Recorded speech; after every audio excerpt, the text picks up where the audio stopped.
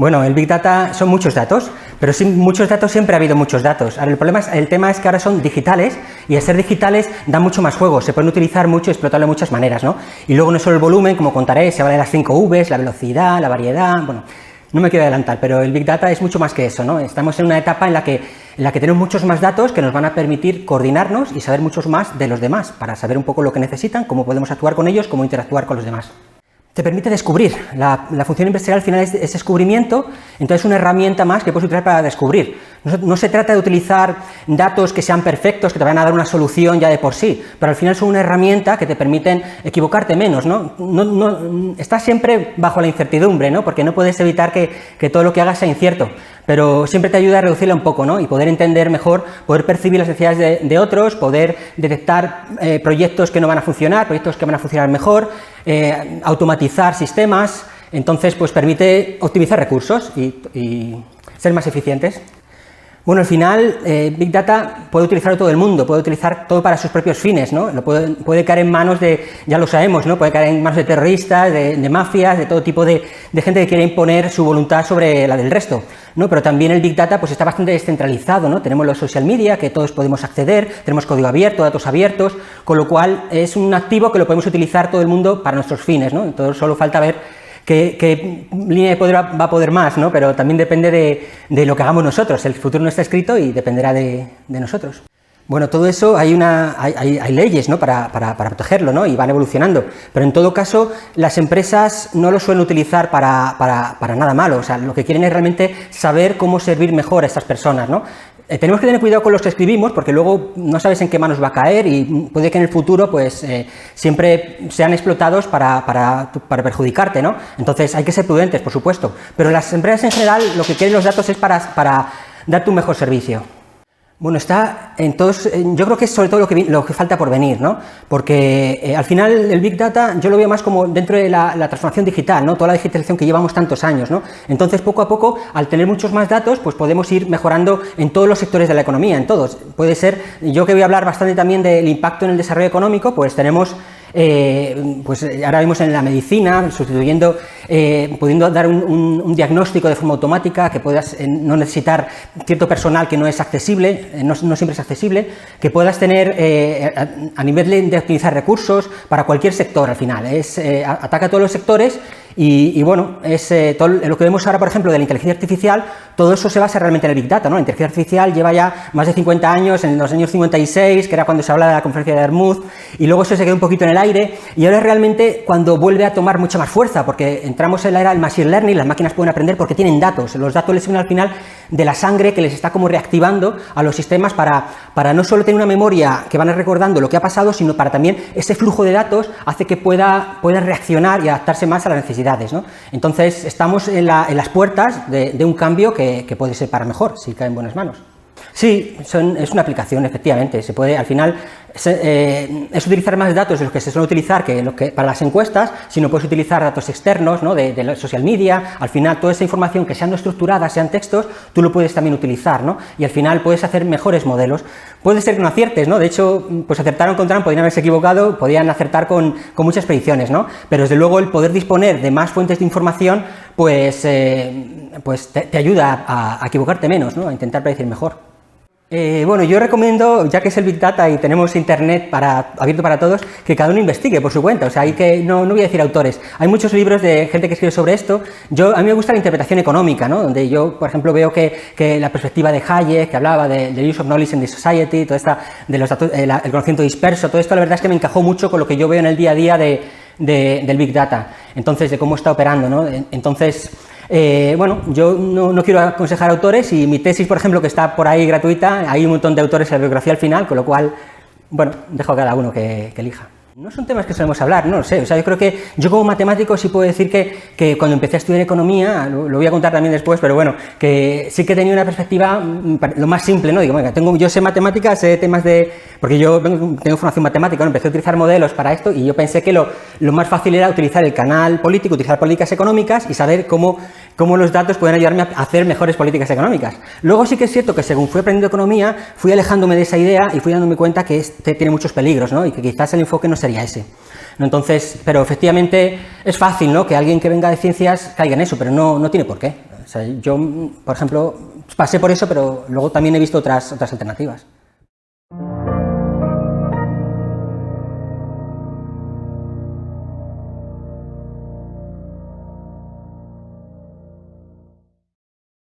Buenas tardes a todos. Hoy es 4 de noviembre de 2017 y estamos aquí en la sede del Instituto Juan de Mariana con Jesús Figueres, que viene por primera vez al instituto para ofrecer una conferencia sobre Big Data, conocimiento empresarial, desarrollo económico y bueno, comentar todo ese tipo de cuestiones alrededor de este estudio de los datos masivos. Y luego, bueno, Jesús es licenciado en Economía y en Matemáticas y doctor en Economía, y trabaja ya desde hace unos cuantos años en una gran consultora internacional en Accenture y bueno, es un experto en toda esta materia y seguro que va a ser muy interesante lo que nos exponga.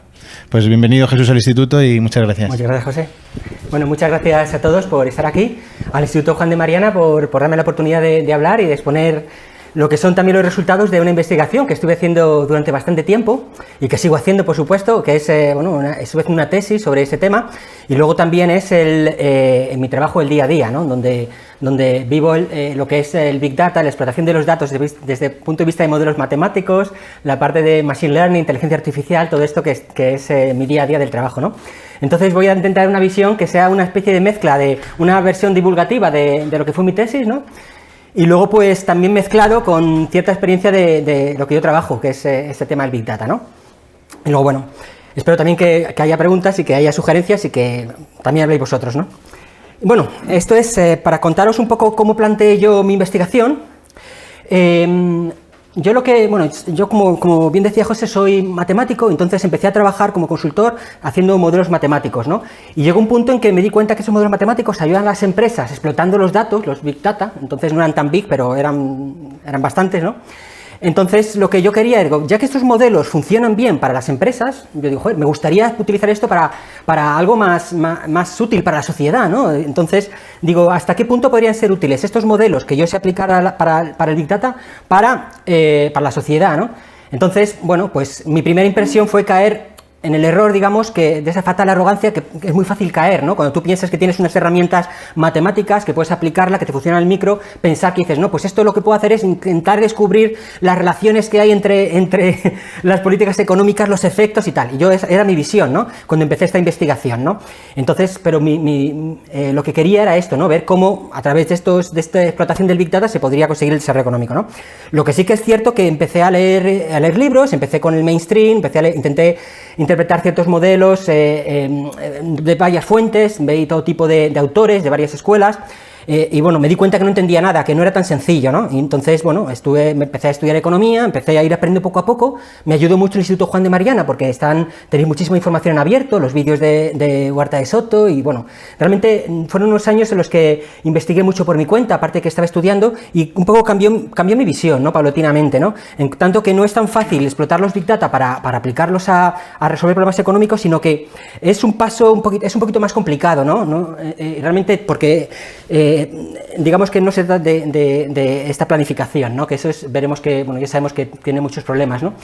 Lo que yo empecé a ver es el enfoque lo cambié completamente, ¿no? Entonces, lo que empecé a ver es que realmente los Big Data lo que podían ayudar era una labor más coordinadora, ¿no? Como por ejemplo, sabéis que los austríacos hablan Mises del sistema de precios, de las instituciones, cómo llegan a coordinar las acciones de las personas, la función empresarial, ¿no? Y cómo esto puede hacer que este componente empresarial, que al final es la base del crecimiento económico, del desarrollo económico y de toda la economía, puede empoderarse, reforzarse con esta información, ¿no? Realmente, y es lo que yo estaba viendo en el día a día, en el trabajo, ¿no? Cómo a nivel micro, pues las empresas pueden optimizar mejor sus recursos, pueden darse cuenta de oportunidades de negocio. Es un poco parecido a la alertness, ¿no? Que dice Kirchner, ¿no? Todo esto, esta memoria que se amplía, ¿no? Es algo un poquito más complicado, ¿no? Cómo este componente empresarial se transforma, en cierta manera evoluciona, se hace más potente para poder operar mejor en el mercado, es decir, para poder entender las necesidades que existen en la sociedad y poderlos servir más eficazmente con menos recursos y de forma más efectiva, ¿no? Entonces, lo que está haciendo es un efecto más coordinador, ¿no? Que es lo que hablamos aquí, procesos de autoorganización, que es la tercera cajita, ¿no? Entonces, lo que veía era, digo, bueno, esto no se trata de coger los datos y utilizarlos para intentar resolver un problema, sino que de forma descentralizada los datos pues pueden servir para que las personas, los empresarios, ¿no?, sean de alguna manera capaces de descubrir por sí mismos estas necesidades de negocio y saber cómo utilizar mejor los recursos para alcanzar los fines, ¿no?, que perseguirían, ¿no?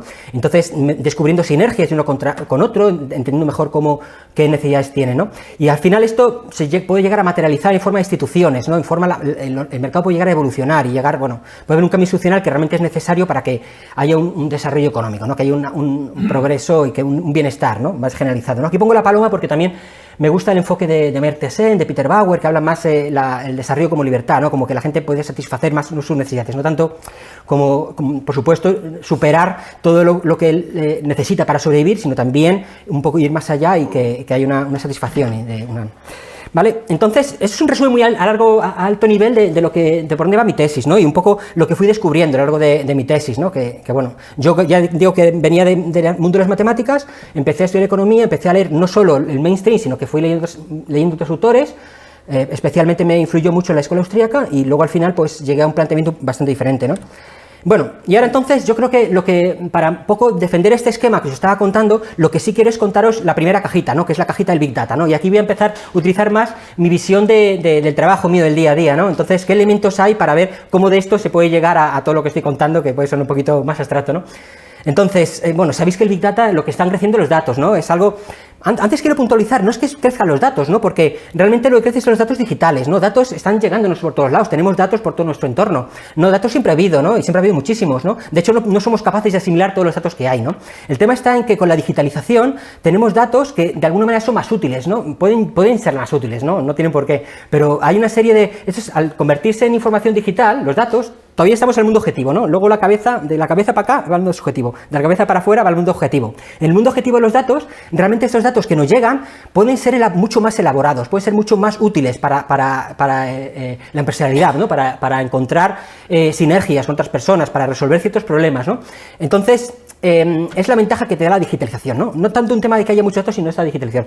Efectivamente, crecen los datos digitales, que vemos esa evolución brutal, ¿no?, que hay. Entonces hablamos de las 5 Vs, ¿no? Volumen, que es la que estoy comentando ahora, ¿no?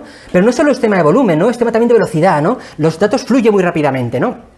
Y eso hace lo que contaba antes, ¿no? Es esta sangre que va dando vida, por ejemplo, a sistemas automáticos, ¿no?, de inteligencia artificial, ¿no?, que al final va recogiendo información y son más reactivos, porque realmente no están aislados del mundo, sino que tienen unos sensores que captan información, lo procesan, lo manejan. Entonces, realmente ese flujo es fundamental, ¿no?, la velocidad de los datos, ¿no?, y cómo nosotros somos capaces de interactuar con gente de todo el mundo muy rápidamente, ¿no? No solo un tema de volumen, es un tema de velocidad y de ser capaces de acceder rápidamente a todos los contenidos que hay, ¿no? O sea, puedes tener mucho volumen, pero si no eres capaz de encontrarlo, ¿no?, un buscador o algo, un sistema que haya algún tipo de mecanismos para encontrar rápidamente los datos que necesitas, ¿no? Si no hay esa agilidad, no sirve de mucho, ¿no? El tema de la variedad también es importante porque son datos que son de muchos tipos, ya sabemos que pueden ser de textos no estructurados, todo eso se puede aprovechar, ¿no?, de imágenes, pero también es que son descentralizados en el sentido que, por ejemplo, todos los social media son datos que puede subir cualquier persona, ¿no? No son datos que emita un controlador centralizado que va emitiendo los datos y los demás lo aprovechamos, sino que es datos de cualquier cosa. No hablan de la paradoja del bache, ¿no?, que un bache cualquiera al final puede llegar a ser el motivo de una discusión, de un punto concreto del mundo, ¿no? Al final son datos tan dispersos que pueden ser, por supuesto, de mayor o menor calidad, que a eso voy con la V de veracidad, ¿no? Puede ser, dice, bueno, es que en Internet o en los datos, no solo Internet, sino en los datos empresariales, los datos de las máquinas, de los robots, son desastres, ¿no? Realmente hay muchísima mala calidad, ¿no? Pero aunque sean de mala calidad y hay a veces ciertas incoherencias, ¿no?, también existen mecanismos para hacer que sean útiles, ¿no? Por ejemplo, en Wikipedia, sabéis que, bueno, cualquiera puede subir cualquier cosa temporalmente, ¿no? Lo que pasa es que existe un mecanismo de corrección por medio de multitudes inteligentes, con lo cual al final tiene cierta validez, tiene mucha validez, ¿no? Muchos sistemas pues de código abierto pueden llegar a ser mucho más fiables que otros que persigue un equipo de trabajo, ¿no? Porque realmente hay mucha gente, muchos ojos pendientes de encontrar fallos, ¿no? Y luego, bueno, el tema de la veracidad también es muy importante, de lo que estáis oyendo mucho de blockchain, ¿no? La blockchain, pues también esa capacidad que puede haber de certificar ciertos intercambios, ¿no? Eso también lo metería dentro del paraguas del Big Data, ¿no? Que eso también puede hacer que las interacciones se queden certificadas y podamos tener mucho más criterio a la hora de establecer estas relaciones, esas interacciones que hablamos, ¿no? Y luego, Perdón, el valor. El valor quiere decir que esto tiene que ser útil, ¿no? Tantos datos se tienen que poder explotar y tienen que aportar, cambiar la toma de decisión empresarial, ¿no? Cuando digo empresarial me refiero personal, ¿no? Hablo esa terminología, pero quiero decir, la toma de decisión de los individuos, ¿no? Que realmente tiene que ser útil, ¿no? Entonces veremos cómo puede ser útil, ¿no? Algunos ejemplos, ¿no? Bueno, hablaré de tres fuentes, tres orígenes de datos, ¿no? La transformación digital de las empresas, el Internet de las cosas y los social media, ¿vale? Entonces, aunque solapes, ¿no? Bueno, todas las empresas están cambiando su manera de funcionar. No es que se digitalicen sus procesos de puertas adentro y de cara al cliente, que también, sino que el modelo de negocio cambia, ¿no? Realmente puedes tener un enfoque mucho más al cliente porque tienes todo su ciclo de vida, tienes mucha más información, puedes entender sus gustos y puedes utilizar lo que has utilizado un día, otro día distinto, ¿no? Realmente tienes un seguimiento mayor, una visión 360 grados, ¿no? Y omnicanalidad, tienes muchos puntos de acceso, todo esto genera datos, ¿no? Esa interacción. Al final, las empresas pueden entender mucho mejor lo que necesita el cliente, ¿no? Tiene por lo menos la posibilidad. Una visión uno a uno, long tail, realmente puedes tener una visión mucho más personalizada, ¿no? Todo el tema de los modelos matemáticos que pueden ayudar, que ahora veremos ejemplos. Luego también tiene que haber una flexibilidad a través, por ejemplo, de sistemas cloud, de servicios que al final te permiten fragmentar y poder subcontratar de cierta manera o de alguna manera. Voy a decir alquilar, aunque no exactamente eso, pero yo no necesito tener mis supersistemas, comprarlos y tenerlos ahí sin utilizarlos, sino que los pago por uso, ¿no? Ese pago por uso permite, en cierta manera, fragmentar lo que son los servicios, ¿no? Y poder utilizar lo que necesito en cada momento, ¿no? Y esa agilidad es importante, ¿no? Luego, mercado de datos. También los datos de una empresa pueden ser útiles para otra, siempre y cuando que se cumplan ciertos criterios de privacidad, ¿no? Y para esa reutilización, ¿no? También es un punto importante, ¿no? Porque al final tener la foto completa. Y bueno, por supuesto, todo el tema de las fintechs, insurtechs, las monedas. RPA son Robotic Process Automation, la robotización de ciertas acciones. Y bueno, por otro lado, el parte de Internet de las cosas son los aparatitos que se pueden conectar a Internet y pueden interactuar entre sí, ¿no? Entonces, al final lo que hacen es captar información, con lo cual están trayendo más datos todavía, ¿no? Sensores de temperatura, cámaras de vídeo, pues vídeo, todo van trayendo mucho más datos, con lo cual tienen también actuadores y podemos incorporar muchos más datos a la hora de entender mejor lo que está pasando y poder explotar más la información, ¿no? Todo el tema de sistemas que pueden captar nuestras señales vitales, sistemas wearable, embeddables, que pueden temas de biometría, todo esto hablaré un poquito más en detalle luego, no quiero ahora tampoco dar mucho detalle. La web semántica, o sea, una web, no simplemente Wikipedia o el Internet que tenemos, sino estructurado para que las máquinas puedan acceder más fácilmente a esta información, y luego todo lo que son Smart Grids, Smart Cities, que al final lo que son sistemas inteligentes para hacer que ciertas funciones de las ciudades o de las redes de electricidad o redes de agua, tal, pues sean más eficientes, ¿no? Y luego, por supuesto, el tema de las impresoras 3D, que al final, en vez de enviar el producto, envías datos y entonces también agilizas la información, ¿no? Bueno, hay muchas cosas. Los social media tienen mucho interés en sí mismo, ¿no? Porque ahí lo que estamos es introduciendo información nuestra, ¿no? De las personas. Cualquier persona puede entrar en Internet y subir información, ¿no?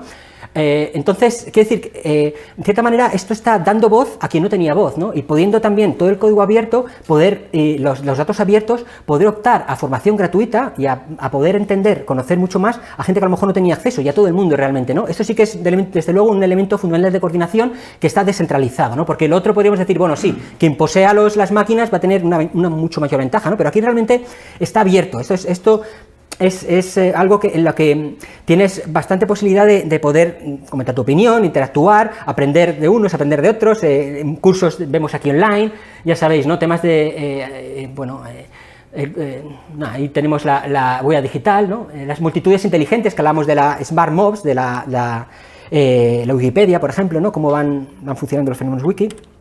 Y bueno, si vemos, por ejemplo, ahora voy a contaros algunos casos de ejemplos de cómo nosotros, dentro del tema de Advanced Analytics y en Data Science, ¿no? explotamos los datos, para que veáis cómo a través del Big Data se produce esta ampliación cognitiva y estos procesos de autoorganización, esta cooperación social, ¿no? Pongamos una empresa ¿cómo se aplicaría esto al marketing, ¿no? El marketing puede ser mucho más personalizado, es decir, lo que hablamos antes, ¿no? Si tú tienes información de la historia de una persona, puedes llegar a entender, satisfacerle mejor, ¿no? Es una manera de utilizar esta información, ¿no? Puedes tener una visión mucho más clara de sus necesidades en tiempo real, que se va actualizando, puedes reaccionar rápidamente, ¿no? Y puedes hacer acciones sobre esa persona de forma individualizada, ¿no? Entendiendo esos patrones.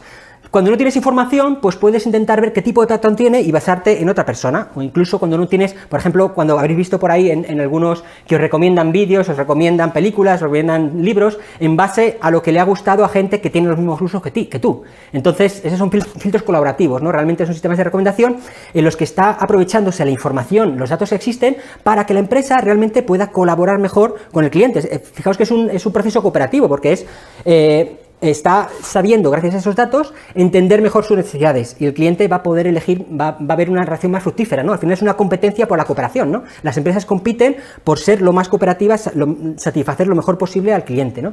Y al final esa dinámica es una dinámica beneficiosa, ¿no? Es lo que considero yo, y coordinadora, ¿no? Porque al final generas ciertos incentivos para que las empresas comprendan mejor a los clientes para que tomen ciertas actitudes en cuanto bueno, ahora lo veremos en el caso de los seguros mejor.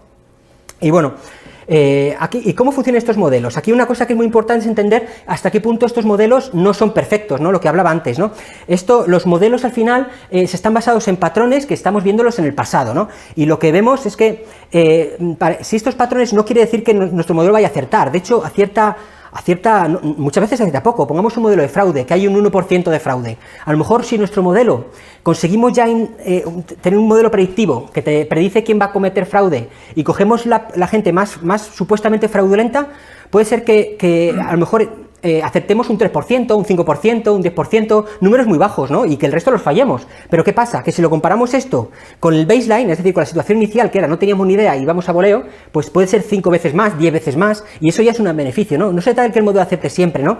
Se trata de que más o menos acierte y que acierte lo más posible, por supuesto, pero puede ser, estas curvas que vemos aquí a la derecha son curvas gráficos Lift, ¿no? Que al final lo que vemos es cuánto mejor funciona nuestro modelo con respecto a no tener el modelo. Y al final, ya te digo que es imposible saber lo que va a hacer una persona, porque puede hacer lo que le dé la gana, ¿no? Al final, si te va a comprar el producto, pues a lo mejor no me lo compra, no lo sé, es que no puedo predecir el futuro porque no está escrito, ¿no? Pero bueno, basta con que más o menos estos patrones, esas inercias se cumplan en cierto nivel para que ya podamos anticiparnos a lo que va a pasar, ¿no? Y poder tener éxito, ¿no? Y poder mejorar la eficiencia del proceso, ¿no? Entonces, bueno, eso es el proceso de cooperación que hablo, ¿no? Es encontrar estos nichos de mejorar el negocio, ¿no? Encontrar algo.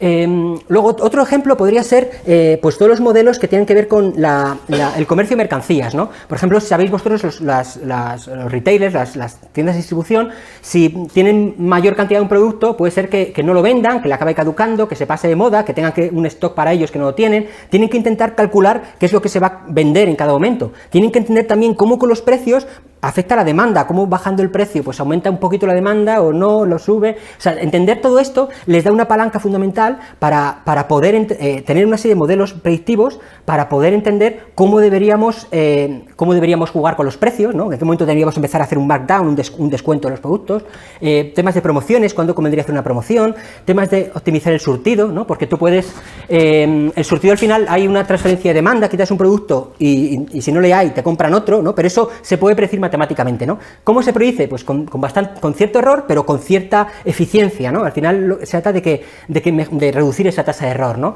Y bueno, entonces al final esa elasticidad un poco más empírica, que no es cuestión de bajar el precio, a lo mejor es cómo presentas el precio, cómo estás, no es un tema tampoco no es como vemos en las gráficas de demanda, ¿no? Las curvas de demanda, la elasticidad y tal, sino que es un tema más de cómo lo presentas, por qué canal, es algo un poquito más complicado, ¿no? También cómo distribuyes tú la inversión en publicidad, ¿no?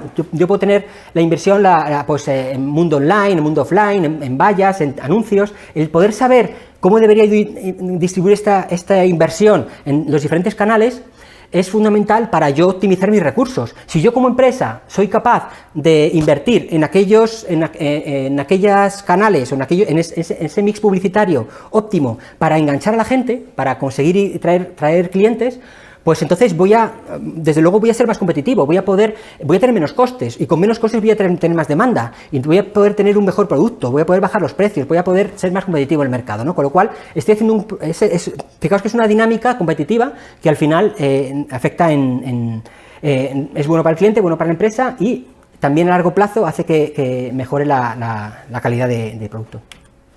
Bueno, el negocio bancario y asegurador, esto, bueno, sabéis que el negocio bancario al final, aparte de que estamos en el mundo del marketing también, de la personalización y tal, pues al final se trata de entender las inversiones, entender cuáles van a ser buenas inversiones y cuáles van a ser malas inversiones, ¿no? Es un poder, el ser capaces de predecir y entender los riesgos que hay es fundamental, y eso también nos puede ayudar al Big Data, ¿no? En el negocio asegurador, por ejemplo, lo que hablamos del Internet of Things, de todos estos cacharritos que hay que se pueden llegar a poner en un coche, por ejemplo, ¿no? Entonces, esto al final, imaginaos que tenemos un aparatito en un coche que está midiendo cómo conducimos, si pegamos frenazos, si es un día de lluvia estamos yendo demasiado deprisa, si estamos yendo haciendo volantazos o estamos haciendo algún tipo de movimiento brusco, todo esto lo está captando el cacharrito. Entonces, ¿de qué sirve esto? Pues porque puede servir que realmente las empresas aseguradoras puedan tarificar mucho mejor, pueden poner un precio en base a personalizado, no por grupos, ¿no? Porque actualmente dices, bueno, pues esta persona pues es joven, tiene un coche, deportivo, pues vamos a ponerle una prima muy alta, ¿no? Entonces, esta prima de riesgo tú la puedes personalizar mucho más si realmente tienes una información que te está diciendo cómo conduce esta persona, ¿no? Lo puedes personalizar mucho más, ¿no? Y puedes llegar a hacer que la gente que conduce bien le baje el precio, la gente que conduce mal, pues no va a tener esta oferta, y entonces va a subir el precio, y al final también estás incentivando que la gente conduzca bien, ¿no? Porque de cierta manera, como tiene un precio más bajo, le estás incentivando a que conduzca mejor y que haya menos accidentes, ¿no? Al final redunda en la sociedad, ¿no? ¿Qué más?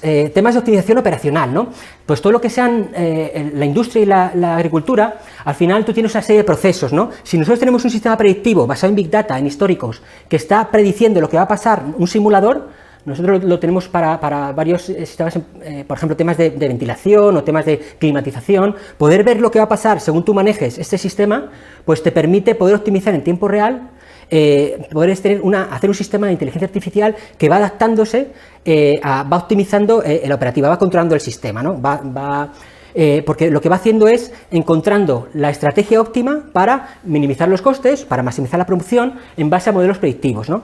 Luego también puedes meter una modelización de la calidad y una modelización cualitativa y la lógica difusa, es decir, imitar el trabajo de ciertas personas expertas y replicarlo a través de modelos matemáticos para poder mejorar la operativa, ¿no? Luego también una cosa importante es la detección de anomalías, ¿no? En sistemas, ¿no? Tú puedes tener, por ejemplo, un sistema de aerogeneradores y puedes tener señales que vienen de ese aerogenerador, ¿no? Si tú tienes un modelo matemático que te está representando empíricamente cómo suele funcionar este aerogenerador, puedes ver en qué momento llega a desviarse de este patrón, porque cuando se desvía el patrón quiere decir que algo está pasando ahí. Realmente el sistema está comportándose de forma extraña, no debería comportarse así. No es cuestión de que supere los umbrales, sino que está saliéndose del modelo matemático que se podía haber inferido. Entonces, esto me está diciendo que debería estar pendiente de este aparato, ¿no? En cierta manera, está estimulando nuestra atención, está diciendo, ¡hey, cuidado, que se ha salido del patrón!, ¿no? Entonces, está estimulando la atención, que veremos después, ¿no?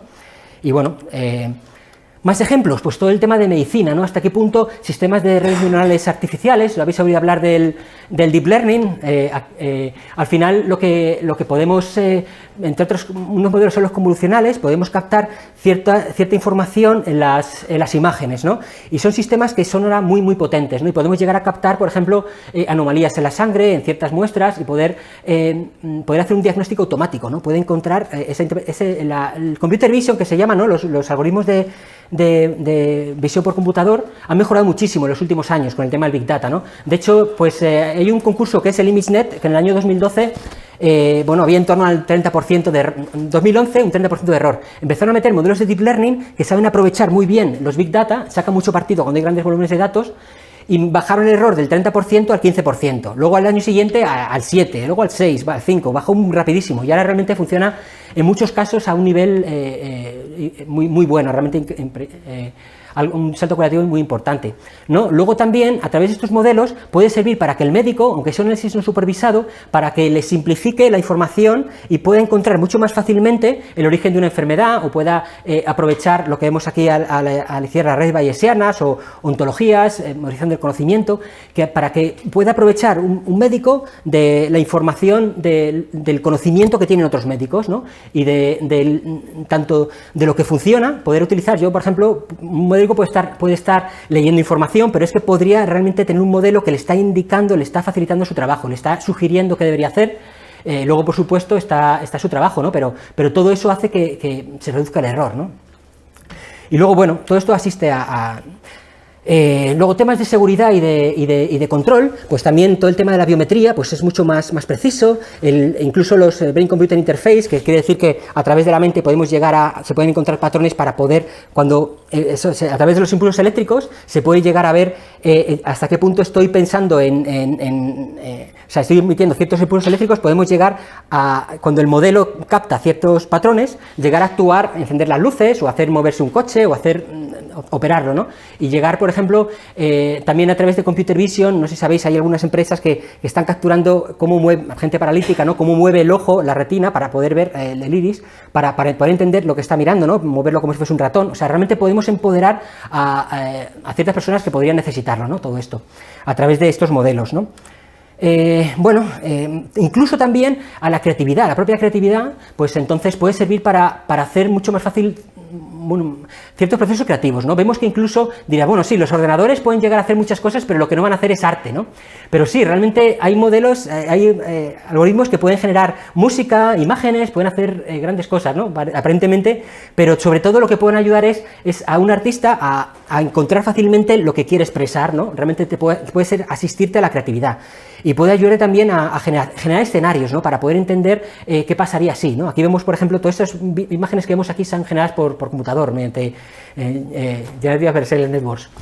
Y luego, bueno, pues ahí tenemos también de cara a la red aumentada, cómo podemos realmente aprovechar la información que ya existe y combinarla con otra, ver qué pasaría así, simulaciones. Y bueno, todo lo que son los dashboards, que son los cuadros de mando, que a una empresa le permite entender mucho mejor lo que está pasando y encontrar ciertos insights que le ayuden a tomar la decisión, un cambio de rumbo y a dirigir el rumbo de la empresa, ¿no? Y bueno, luego aquí he puesto serendipia porque también llega un punto en que también lo que hablaba antes del marketing directo, en que las noticias nos encuentran a nosotros. ¿Qué quiere decir esto? Pues que como sabe tanto de mí, mi entorno, o sea, puede llegar a recibir ciertas proposiciones, ciertos anuncios, ciertas ofertas que yo no las estaba buscando, pero me las he encontrado de casualidad, ¿no? Porque realmente se ha configurado el escenario a lo que saben de mí, ¿no? Entonces podemos llegar a encontrar cosas que no estamos buscando y que queremos, ¿no? Entonces, bueno, un poco como un escenario de lo que está significando ahora el Big Data, ¿no? Desde el punto de vista empresarial, ¿no? Y cómo esto realmente supone una ampliación cognitiva. Estoy hablando de estos sistemas que mejoran la eficiencia empresarial, ¿no? Y luego, bueno, esos son algunos autores que hablan no solo de Big Data, sino de los social media, de los últimos años, ¿no? Hay algunos que tienen una visión más optimista, otros un poco más optimista. Bueno, sabemos que pues, Ray Kurzweil, que vimos aquí, pues habla de la singularidad económica, que dentro de poco la singularidad que podríamos mejorar mucho la vida de las personas en el corto plazo, habría que verlo. Hay otros que son mucho más pesimistas, hablan del fin del trabajo, que seremos sustituidos por robots y todas estas cosas, ¿no? Entonces, bueno, algunas ideas interesantes de esta gente, pues sí, por ejemplo, Jaron Lanier, que vemos aquí al final de las rastas, pues habla del rebaño digital, ¿no? De cómo, en cierta manera, Internet puede triunfar lo vulgar, ¿no? Porque mientras que tú tienes de forma más organizada, la gente que tiene cierto estatus, pues solo tiene voz, la gente que tiene cierto estatus, o que ha demostrado ciertos conocimientos, al final dice, bueno, es que aquí opina todo el mundo, y al final es la dictadura de lo vulgar, ¿no? Entonces, también es interesante, o sea, quiere decir que Yevgeny Morozov también dice muchas ideas en cuanto a una crítica a las bondades del Big Data, ¿no? Realmente hay opiniones de todo tipo, ¿no? Pero bueno, Thomas Friedman, muy interesante también, habla de la Tierra es plana, ¿no? Cómo realmente es accesible a muchas personas la tecnología y permite empoderar a lo que hablamos antes de los social media, ¿no? Gente que puede acceder a recursos que antes no podía, ¿no? Bueno, y ahora voy a contar un poco el enfoque ya más de cómo interpreto yo desde la teoría económica, digamos, este fenómeno, ¿no? Cómo esto puede impactar en el desarrollo económico, ¿no? Entonces, yo lo que he seguido, he tenido bastante influencia de la escuela austríaca, que sería más o menos la línea de arriba, vemos señales, recuerdos, ideas sin hilo, conocimiento empresarial, mercado de intuiciones, orden espontáneo, ¿no? Eso sería un poco, en cierta manera, el enfoque más austríaco, ¿no? Y yo lo que hago es intento plasmarlo en estos 4 cajitas. Entonces, Realmente yo entiendo que desde un punto de vista austríaco, ¿no? Se aporta una visión mucho más, lo que es el conocimiento no se considera una acumulación de datos, ¿no? Sino que es mucho más que eso, es algo mucho más. Estamos hablando de creatividad, ¿no? Que habla mucho Kirchner, ¿no? De cálculo, de memoria, de atención, de la alertness, ¿no? Es una visión mucho más rica, ¿no? Entonces, hablamos de que no es cuestión de que los datos me generen las ideas, sino que las ideas pueden salir de ningún lado, ¿no? Es nihilo, ¿no? Pueden ser los recuerdos, al final estoy compartiéndolo, ¿no? La gente tiene ideas dispersas, ¿no?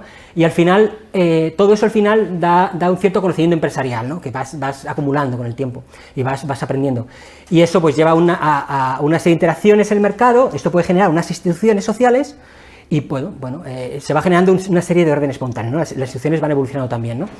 Entonces, en cierta manera es un poco lo que yo trato de plasmar abajo, ¿no? Pero también hago un seguimiento también de lo que me dicen otras escuelas económicas, ¿no? Por ejemplo, desde los macroeconomistas hablamos Solow, Swan, ¿no? Los modelos Solow, Swan de crecimiento económico, que dan mucha importancia a la innovación, ¿no? Hasta qué punto, pero no hablan de cómo se autoorganiza la sociedad y todo esto, ¿no? Y ven la innovación como un salto, como una acumulación de algo, una cosa que se llama innovación, ¿no? No lo ven de una manera tan fina, ¿no? Como con tantos matices.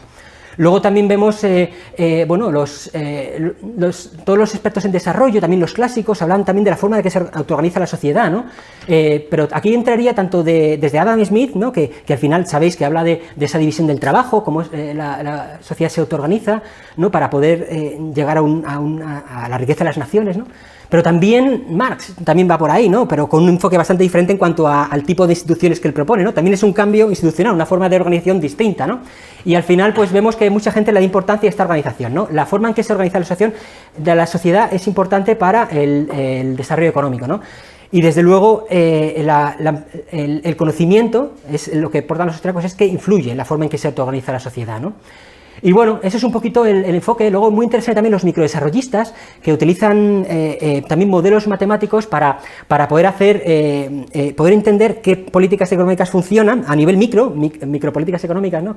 Y cuáles no funcionan, ¿no? Entonces van haciendo test, experimentos y van viendo qué funciona y qué no funciona para el desarrollo económico, ¿no? Ahí está Esther Duflo, Abhijit Banerjee, Dean Karlan, y bueno, también es interesante, ¿no? Lo que pasa es que, bueno... Vale, entonces, desde el punto de vista de otro esquema también que me gusta a mí a la hora de aplicarlo a la interpretación del Big Data, es tratar de distinguir entre lo que es el análisis teórico y la aplicación de este análisis teórico a la actualidad, a la era actual, lo que conocemos el Big Data, que sería este análisis histórico, y luego, pues, cómo aplicamos también lo que conocemos, ¿no? a un análisis empresarial, ¿no? Porque aquí como veis al principio, la pregunta que yo me hago es una pregunta empresarial, es decir, ¿cómo yo puedo utilizar los Big Data y mis capacidades para poder tener un impacto para ayudar a mejorar el bienestar social, ¿no? Entonces, eso realmente es una pregunta que es empresarial, no viene dada por la teoría, es algo que no lo sabemos, o sea, no es algo que se pueda resolver teóricamente, ¿no? Sino que hay que descubrirlo, ¿no? Como hemos hablado. Entonces, siguiendo este esquema, intenté ver desde el punto de vista teórico más general cómo podría el Big Data estar afectando, o sea, cómo los datos realmente afectan al agente económico y cómo este agente económico, empresario, ¿no? Puede llegar a cambiar su forma de organizarse para impactar en la sociedad, ¿no? Entonces, bueno, pues yo lo que veo en el agente económico es este triángulo, ¿no? Veo que quiero poner varias dimensiones, ¿no? Una dimensión que sería la subjetivación, que es como la capa de datos que es externa, que son objetivos, son datos, cómo esto lo capta la persona y lo convierte, mediante ciertos mecanismos, los percibe los datos y los convierte en algo subjetivo, en algo suyo, lo está interpretando, ya deja de ser lo que era, ¿no? Ya pasa a ser algo subjetivo, ¿no? Y cómo esto pasa a ser parte de su memoria, cómo realmente nuestra atención opera captando los datos que realmente podrían interesarnos, hasta trabaja con ellos, ¿no? Y luego, digamos que hay una parte de creatividad también muy importante y una parte de cálculo, ¿no? Cómo somos capaces de entender el futuro y optimizar el futuro, ¿no? Y aquí un elemento que pongo también es la parte de sentimiento, ¿no? Entendiendo que, desde un punto de vista general, que... bueno, todos los seres vivos al final lo que somos es no indiferentes, es decir, que tenemos sentimientos en el sentido que no nos da igual todo, ¿no? Que hay algunas cosas que nos causan dolor, otras cosas que nos pueden matar, otras cosas que nos causan, algo bueno, ¿no? Y bueno, y en todo caso, lo que sintamos va a ser privado, es decir, las máquinas, por mucho que evolucionen, podemos llegar a programarlas, pero para que se metan en nuestra cabeza y para entender todas nuestras necesidades, es imposible realmente, o sea, es que tendrían que entender toda nuestra genética, toda nuestra biología realmente para poderlo entender. O sea, siempre, y nuestras necesidades pueden llegar a ser infinitas, ¿no? O sea, que decir, esto iré luego a ello, pero hay que entender que aunque las máquinas puedan ayudarnos a mejorar las funciones y los datos, ¿no? Los datos que utilizan estas máquinas pueden ayudar a mejorar nuestras capacidades cognitivas, siempre va a quedar una voluntad y unas necesidades humanas, o no hace falta que sean humanas, también vitales al final, que las máquinas no van a poder cubrir, ¿no? El todo. Entonces, bueno, aquí ponía también cómo el sistema de datos realmente lo veo como una especie de enganche, igual que hablamos del sistema de precios que ayuda a la coordinación social. Al final estos datos me dan esta información que me permite interactuar mejor con otras personas, ¿no? Tanto lo que veíamos antes a nivel de la cadena del proceso cooperativo de toda la empresa en sí, como esa empresa con el cliente, ¿no? Al final nos ayudan a esa interacción, ¿no? Entonces, vale, de aquí realmente la parte si esto lo vemos al Big Data, yo lo que vemos es que, por ejemplo, toda la parte de subjetivación, la parte de captación de la información, de memorización y atención, por ejemplo, la percepción es mucho mayor, o sea, a través de los datos podemos percibir mucho más de lo que percibimos a través de los sentidos, y eso nos viene procesado y nos selecciona lo que realmente puede ser relevante para nosotros, ¿no? Y luego, pues, toda la parte de atención, memoria, nos permite recordar mucho más, ¿no? A través también de terceras personas, que puede estar guardado, soy capaz de accederlo. Entonces, bueno, la creatividad, vemos también los procesos creativos cómo se mejoran, el cálculo es la capacidad predictiva, que veíamos también los sistemas industriales y muchos también sistemas de que hablamos en banca, de poder predecir a largo plazo. O sea, que al final, todas estas capacidades que pueden ser funcionalmente mejoradas, bueno, también nos podría llevar a hacer lo que pinto aquí, estas rayitas, hacer que las instituciones de mercado realmente evolucionen, mejoren, ¿no? O sea, si nosotros al final, a través de nuestro conocimiento, somos capaces de entender mejor las necesidades de los demás y coordinar mejor con ellos y montar empresas mucho más efectivas, porque la empresa al final es un proceso cooperativo, desde el que está vendiendo, desde el que diseña el producto, desde el que lo transporta, al final es un proceso cooperativo, ¿no? Si todos esos procesos cooperativos, incluyendo el cliente que lo compra y que financia a todos, pues si esos son cada vez más eficientes y al final encontramos una manera de encontrar el entendimiento entre tanta gente, pues al final se genera una serie de instituciones sociales que emerge todos los buenos comportamientos, los malos también, no hablamos antes de que los datos abiertos, hasta qué punto podemos saber en los seguros quién conduce mejor, quién conduce peor, o sea, que decir, al final tendremos una visión mucho más clara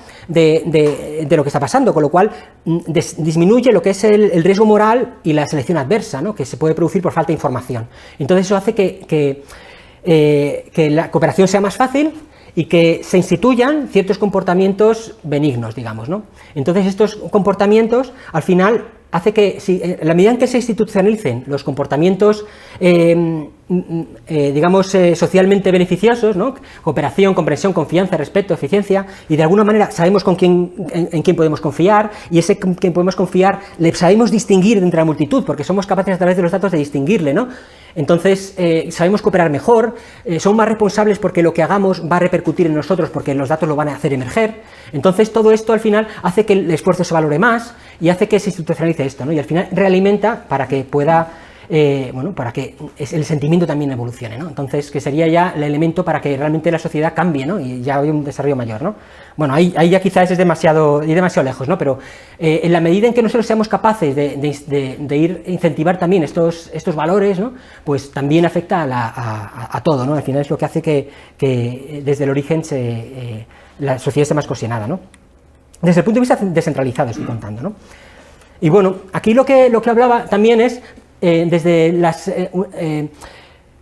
al final, si lo que nosotros queremos es reducir la pobreza, ¿no? Intentar contribuir al desarrollo económico, desde luego hay gente que está utilizando los datos para llevar a cabo una serie de acciones intencionadas, de proyectos empresariales, ¿no? Asistencia humanitaria, trabajo y educación, dinero y crédito, derechos sociales.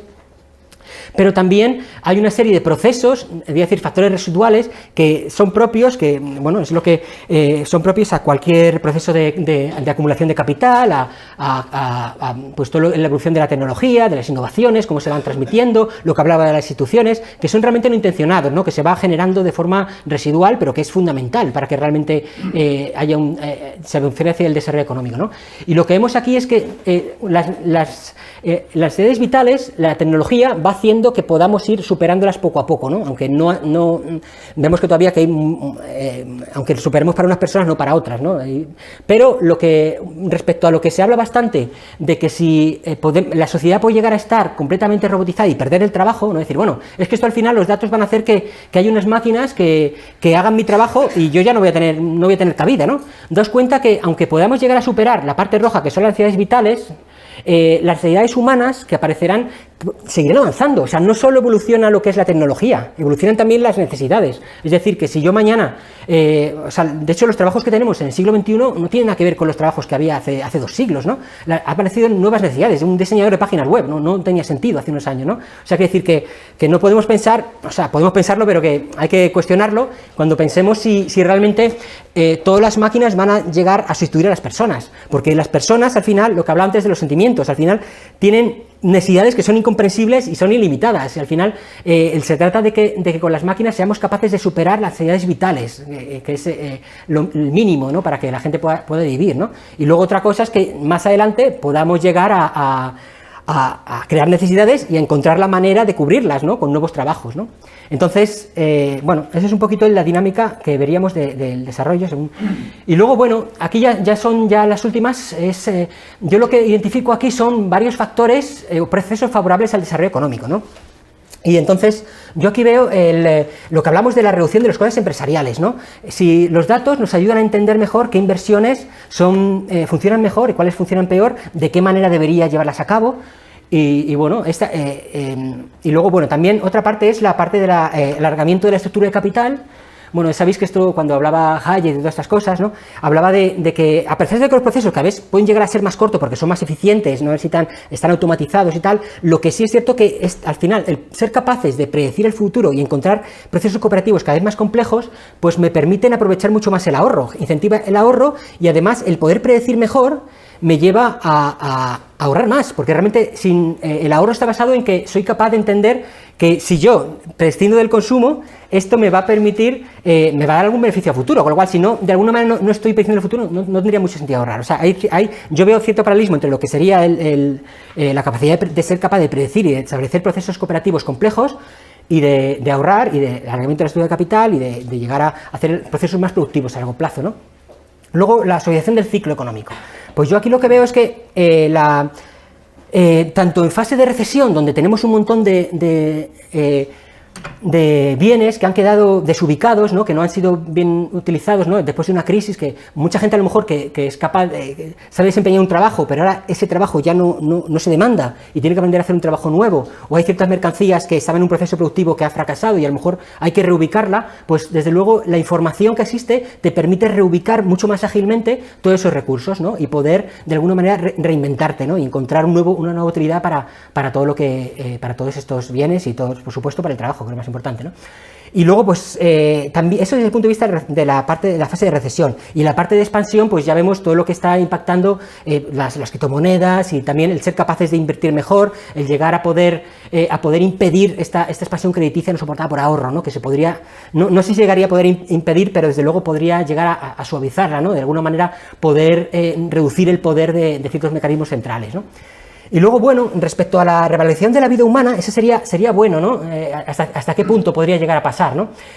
Si la vida humana realmente dentro de este ecosistema que hablamos, seguimos siendo útiles, es decir, siempre y cuando seamos capaces de encontrar un trabajo que complemente a lo que realmente llegan las máquinas, es decir, no empeñarnos en cubrir un trabajo que lo cubre una máquina, sino ir más allá, tanto ir dirigiendo la máquina o bien complementar lo que la máquina no sabe hacer, ¿no? Trabajos que a lo mejor se le escapan a la máquina, ¿no? Entonces, desde luego, serán mucho más útiles. Y luego también el hecho de que haya muchos más datos, es mucho más fácil que alguien que en su entorno no vale nada, digamos, para la gente, o sea, que la gente no le valora, en un entorno mucho mayor donde podrían llegar los datos valga más, ¿no? Yo estaba pensando, por ejemplo, yo mi mujer la conocí por internet, ¿no? A lo mejor yo no me sentía que no valía nada, ¿no? Pero ella realmente para ella sí. Entonces fue gracias a que había muchos más datos, ¿no? O sea, que eso también influye, ¿no? O sea, lo que es el ser capaces de encontrar procesos cooperativos hace que algo que no vale demasiado mucho para la gente que está alrededor, hablo del efecto muñeca fea, ¿no? No sé si conocéis la canción infantil, ¿no? Sí, pero al final, si tú tienes estos lazos de mercado mucho mayores y tienes ese conocimiento, puede haber alguien para el que se le valga mucho, ¿no? Y eso es que hablo de subjetivo, ¿no? Para que este elemento sea perfecto para lo que él está buscando, ¿no? Con lo cual, respecto a la vida, pues bueno, puede haber, no sé si sabéis, temas de responsabilidad social corporativa, hasta qué punto hay gente que, si no le ves, pero a lo mejor está muriendo de hambre, y a lo mejor una empresa que diga, bueno, yo voy a coger y voy a apostar en una estrategia de responsabilidad social corporativa y voy a demostrar de alguna manera, mediante datos objetivos, mediante un blockchain, que estoy tratando de cuidar muy bien a mis empleados y tal. Es una estrategia comercial, al final no está imponiéndole a nadie nada, pero al final comercialmente, como sabe que hay un cliente final, ¿no? que le gustaría que fuera así, le gustaría comprar un producto en el que toda la cadena y las cadenas más bajas, pues esa persona, bueno, se le ha tratado bien, ¿no? Entonces, aunque sea un coste, ¿vale? Pues aumenta el coste, ¿no? Porque a nivel del producto, pero la persona, el consumidor final, puede que sea eso lo que quiere, o sea, no es tanto el producto en sí, sino que quiere el producto sabiendo con certeza que esa empresa se ha comportado de forma como él desearía que fuera esa empresa, ¿no? Al final se forma un proceso cooperativo entre el cliente final, toda la cadena productiva y bueno, la empresa gana, ¿no? Gana con ello, ¿no? O sea, en algunos casos, ¿no? Pero si realmente somos capaces de demostrar, las empresas son capaces de demostrar que mediante datos que está haciendo un comportamiento socialmente beneficioso y el cliente solo valora, pues realmente también incentiva que haya esa revalorización, ¿no? Pero bueno. Luego, respecto a la conservación del patrimonio natural y cultural, bueno, pues hay mucho, a través de los datos, pues se puede, no se pierde esta información, podemos tener más control de quién está exponiendo el entorno, podemos entender, podemos intentar de forma descentralizada protegerlo mejor, ¿no? Y luego también, si hablábamos también de la variante de la estructura capital y que somos capaces de entender los efectos a largo plazo que tienen nuestras acciones, pues a medida que resolvamos las necesidades primarias, pues podemos llegar a ir más allá y tratar de entender, valorar más estas acciones, ¿no? Porque tenemos resueltos ciertos problemas primarios, ¿no? Si realmente nosotros tenemos resuelto un pan que nos debe comer y ciertas necesidades básicas, ya pasamos a preocuparnos más del medio ambiente, ¿no? También pasa un poco eso, ¿no? Entonces, bueno, pues es un poco los efectos beneficiosos, por supuesto negativos, que ya es casi lo último. Hablamos de coste de transición, mucha gente que tiene un trabajo no va a saber redactarse fácilmente a otro trabajo distinto, eso como ha pasado siempre en las revoluciones industriales. Rebelión cibernética, ¿no? Que se nos van a ir de las manos los robots. Puede ser, vale, no lo sé. O sea, de momento los tenemos, son parte, no son robots humanoides, realmente son funciones que nosotros desarrollamos y que nos ayudan a resolver ciertos problemas, ¿no? No lo sé, yo de momento no lo veo, pero nunca se sabe. La concentración de los datos, que la concentración de los datos que hay unas pocas empresas o personas que puedan utilizarlos para hacer el mal, ¿no? Podría llegar a pasar, aunque también hay una serie de iniciativas en el que tendemos a la descentralización de los datos, ¿no? Y a protección, ahora pues también gracias al blockchain, ¿no? También se está mejorando en esto. El vacío institucional que se habla, ¿no? Que hablaba también, pues, Zygmunt Bauman, ¿no? De que realmente empieza a ser todo mucho más líquido, que se rompen las instituciones antiguas y toda la transformación, bueno, cierto, y la pérdida de conciencia social, habla de eso también Yevgeny Morozov, que le presenté a alguien, ¿no? Es el activismo, ¿no? Que al final damos un clic y nos decimos me gusta, ¿no? Pero no pasamos de eso, no nos comprometemos con las causas, ¿no? Bueno, puede ser, ¿no? También tiene sus pros y sus contras. Bueno, y ya como colofón, aquí es el análisis empresarial. Ya esto es un poco como mi punto de vista, en base a todo este rollo que he soltado, yo querría ahora todavía decir, bueno, pues ahora cómo yo intentaría utilizar el Big Data para contribuir al desarrollo económico, ¿no? De alguna manera. Entonces, inicialmente, cuando empecé a pensar en estas cosas, pues yo pensaba, pues, utilizar la vía política, ¿no? El poder del Estado, ¿no? Entonces digo, bueno, pues yo creo que lo que hay que hacer es buscar alguna manera de redistribuir, intentar que la gente que no tiene, que tenga, y la gente que le sobra, pero eso también tiene sus problemas, ¿no? Ya está, como sabéis, ¿no? Entonces, no es la vía mejor, ¿no? Hay que ver, hay que buscar otra cosa, ¿no? Otros, por supuesto, el control social es aún peor, ¿no? Porque todavía lo que estás diciendo, orquestando la sociedad, cuando realmente lo que tienes el conocimiento es descentralizado y lo que tienes es aprovechar esta capacidad humana para poder aprovechar los datos que son completamente heterogéneos, muy variados, que son propios de cada proceso empresarial y saber cómo darles valor, cómo poner valor a esos datos, ¿no? Es un proceso completamente descentralizado, ¿no? Con lo cual el control social, pues, es muy peligroso, ¿no? Entonces aquí pongo la C, la I es que pongo ahí es impositivo, la C son cooperativos. Esos tres me gustan más, ¿vale? Como recomendación, ¿no? servicio directo, es decir, bueno, si tú te quieres comprometer a buscar un mundo mejor, pues mira, utiliza los datos y las capacidades que puedes tener para intentar hacer un servicio directo si eres a nivel de lo que hablamos de las enfermedades, de la formación, de intentar solucionar estos problemas, ¿no? Los periodistas que están pendientes de que no se cometan injusticias, ¿no? Ese tipo de cosas, ¿no? Financiación, o sea, yo puede ser que no sea capaz de hacer ese servicio directo, pero sí que sea muy bueno haciendo una tarea, y esa tarea, imagina que yo soy bueno haciendo modelos matemáticos, pues a lo mejor que puedo hacer no es irme a una ONG, irme a África a hacer yo que sé qué, sino a lo mejor debería tratar de hacer lo que sé hacer bien, ganar dinero y ese dinero invertirlo de otra manera sobre el proyecto que yo quisiera, ¿no? Esa es otra visión. Oferta laboral, pues sería ser capaces de generar trabajo, es decir, cuando hablamos de la revaluación de la vida humana, si nosotros somos capaces de gente queremos que está minusvalorada, o sea, no está valorada lo suficiente o que tiene ciertos problemas, pues no sé, pues ofrecer un trabajo, darle una oportunidad pero tú sin tener que implicar a nadie más, de forma cooperativa, ¿no? Darle una solución, darle formación, o permítele cooperar contigo, ¿no? Dale eso, ¿no? Entonces es otra manera de esto. Entonces yo considero que estas son las alternativas acertadas, ¿no? Personalmente, ¿vale? O sea, entiendo que hay quien puede elegir las demás, pero para mí esas son las buenas. Y bueno, ya está. Yo no sé si me he pasado, si tal, pero bueno, ahora espero que podáis hablar vosotros.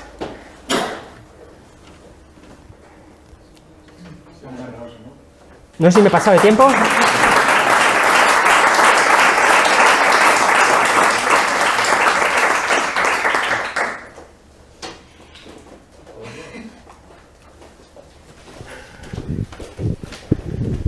Sí, así. Bueno, ante todo felicitar al ponente. Estamos abrumados por la exposición tan intensa y tan amplia. Y yo el problema que tengo es muy simple, pero seguramente es que no. Es que me cuesta acotar el concepto de Big Data. Es decir, exactamente qué es el Big Data, o exactamente o aproximadamente. Sí. ¿Y en qué se diferencia? Porque además yo, por mi biografía, me desconecté de esto hace 10 años. Soy como una persona que trabajaba en esto hace 10 años y ya está en otra cosa y de pronto aparece en esta conferencia. ¿Y en qué se diferencia con el mundo del análisis de datos y de los modelos cuantitativos e incluso modelos cognitivos de hace 10 años? Un poco esa es la pregunta. Sí. Perfecto. Sí, o sea, efectivamente yo soy partidario de decir que esto no es algo que sea nuevo, esto es algo que lleva muchísimo tiempo, ¿no? Los ingenieros, todo el mundo, los actuarios llevan haciendo esto la tira de años. Lo que sí que es cierto que datos, lo que son datos, volúmenes, velocidades, lo que habla de las 5 Vs, ahora hay mucho más. O sea, los modelos siguen estando. Sí que han entrado nuevos modelos que son muy compatibles con los datos, lo que habla el Deep Learning, que realmente funcionan mucho mejor gracias a que hay datos, entonces han reemplazado a modelos antiguos, pero lo que es la analítica, los modelos matemáticos, muchos siguen siendo los mismos, ¿no? Lo que es la analítica y la protección de datos siguen siendo lo mismo. Lo que sí que es cierto es que a nivel, es un salto brutal en cuanto a volúmenes, es un salto enorme, y en cuanto a velocidades, en cuanto a variedad, todo lo que está comentando, pero efectivamente yo lo veo más como una transformación digital. Desde que inventaron el primer ordenador y empezaron realmente a cierta información, tenerla en un ordenador que la puedes procesar y transformarla y hacer todos esos procesos automáticos y tal, ya estaba empezando para mí esa era Big Data, ¿no? Si lo quiero llamar, ¿no? Quizás estoy tergiversando el término, ¿no? Big Data, ¿no? Big Data se habla, pues eso, de los últimos años de crecimiento de datos, ¿no? Pero realmente sí que es cierto que estoy hablando de algo más del Big Data, estoy hablando de toda esa transformación que realmente es tan antigua, es la digitalización realmente. Yo estoy hablando más de digitalización que de Big Data, ¿no? Pero el elemento disruptivo sí que entiendo que ahora es el Big Data más por un efecto de grado, porque son enormes los datos que hay. ¿Puedo insistir en la pregunta solamente? Vale. Entonces, estamos hablando de que Big Data es la sobreabundancia o la disponibilidad extrema de datos digitalizados y modelos cuantitativos de tratamiento, ¿es eso? ¿O hay algo más? Bueno, yo los modelos, es que yo como vengo del mundo de los modelos, a lo mejor si yo me dedicase a hacer al tema del social media, lo vería desde esa óptica, ¿no? Pero yo sí que es cierto que yo lo llevo a mi punto de vista, ¿vale? Yo exploto los Big Data a través de modelos cuantitativos, pero efectivamente aquí estamos viendo ahora cómo esto está por internet, está emitiendo y no hay habrá modelos que no haya hecho todos los ingenieros que hay por detrás, ¿no? Pero se está explotando el Big Data de muchas maneras, ¿no? Cuando hablo de social media realmente se explota de muchas maneras, ¿no? Yo he aportado más de mi punto de vista porque lo conozco más. Bueno, uno de los elementos más importantes de lo del Big Data es la computación distribuida. Cuando se meten grandes volúmenes de datos, se distribuyen en una gran cantidad de máquinas y los programas se hacen que tratan esos datos se hacen funcionar en un gran número de máquinas al mismo tiempo. Fenomenal, sí, efectivamente. Ese es uno de los elementos diferenciales. Efectivamente, sí, es un elemento, no lo he dicho, pero efectivamente es muy importante eso, el tema de la computación distribuida. Además, lo que he metido el tema del cloud computing, y luego también, cuando hablo del deep learning, es a través de las GPUs, computación en paralelo también, o sea, la computación distribuida es fundamental. No ya lo que estamos hablando del Federative Machine Learning, a través de incluso pequeños dispositivos que pueden estar entrenando sus propios modelos, o sea, lo que es el aprovechamiento, que también hace que sea como un servicio, o sea, yo no necesito tener mis máquinas, lo que hago es subirlos a la nube y ahí ya harán un balanceo de la carga entre los servidores como sea y verán la mejor manera, ¿no? Hay algoritmos de MapReduce, realmente aprovechan mucho más los volúmenes, ¿no? Es un tema ya de eficiencia y efectivamente sin este tipo de avances tecnológicos no habría sido posible manejar estos volúmenes, ¿no? Ha sido necesario para poderlo manejar, pero bueno, por eso es un elemento indispensable y parte de Big Data, sí.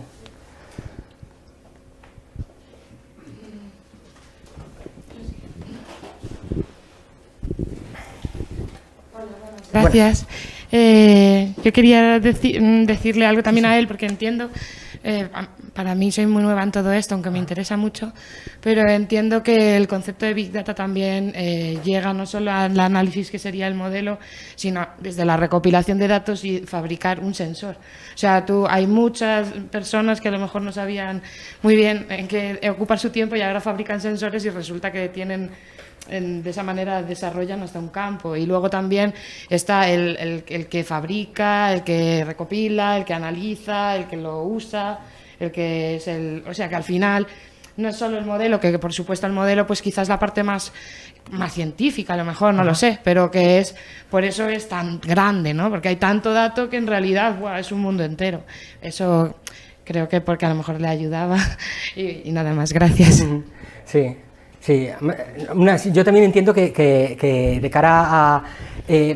no sé, a mí no me gusta presentar las cosas como que es algo nuevo, ¿no? Porque es como un insulto a todo lo que se ha ido desarrollando durante ese tiempo. Realmente es un paso más, ¿no? Entonces, cuando se habla de toda esta transformación, realmente entran muchos elementos nuevos. Yo he intentado en esas 3 slides que hablaba de la transformación digital, Internet de las cosas, y intentar de alguna manera presentar los agentes, las cosas nuevas que estamos viendo en la actualidad. Pero efectivamente la esencia viene mucho más atrás, ¿no? Es algo que va evolutivo, ¿no? Los modelos matemáticos ya existían. Yo cuando voy a contar algo a ingenieros voy a hablar de Machine Learning a un ingeniero, digo, joder, pero ese ingeniero lleva haciendo lo que yo hago mucho más tiempo que yo.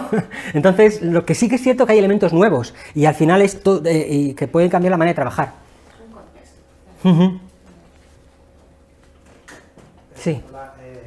Me sumo a las felicitaciones por la conferencia y me ha gustado mucho el entusiasmo que has mostrado y realmente me convence que esta puede ser una forma de mejorar nuestras vidas de manera muy clara.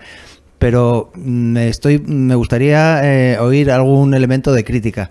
Me gustaría ponerme en la situación de cuando llegue un poco las quejas o las demagogias que intenten pues echar esto abajo. Entonces, yo tengo la sensación de que el problema de privacidad puede ser una de las debilidades de este modelo. Me gustaría que elaboraras un poco sobre este asunto.